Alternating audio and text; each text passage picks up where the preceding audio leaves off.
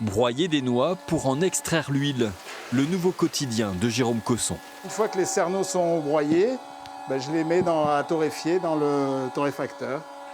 Un changement de vie professionnelle après 30 ans de viticulture dans le Bordelais. On était en recherche d'une entreprise dans un métier qui nous plaît, c'est-à-dire un métier dans l'agroalimentaire, dans un liquide. Bref, c'est un petit peu la continuité de ce que l'on avait fait, mais avec des nouveaux challenges. Pour y parvenir, Jérôme a participé à des ateliers comme celui-ci. Une fois par mois, les porteurs de projets viennent chercher des conseils. Grosso modo, l'étude de marché, ça va être de dire tiens, je vais m'installer du coup en boulangerie.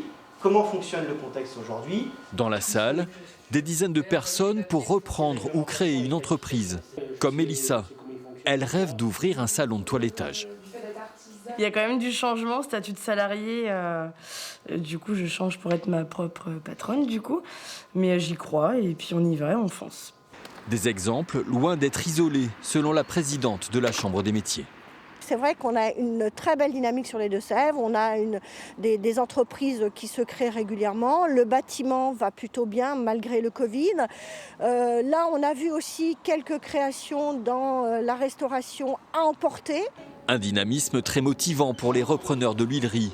Après 15 jours d'activité, ils ne regrettent pas leur choix. Ça valait le coup. Oui. Et moi, je suis comme vous, je préfère à chaud. Il me semble qu'au début, on était un peu foufou. Et toutes les personnes que l'on a vues nous ont un peu dit, il y a ça, il y a un ordre. C'est un métier qu'on ne connaissait pas du tout et il faut être aidé. Et bien aidé. Et en 2020, dans les Deux-Sèvres, plus de 900 entreprises comme celle-ci ont pu voir le jour.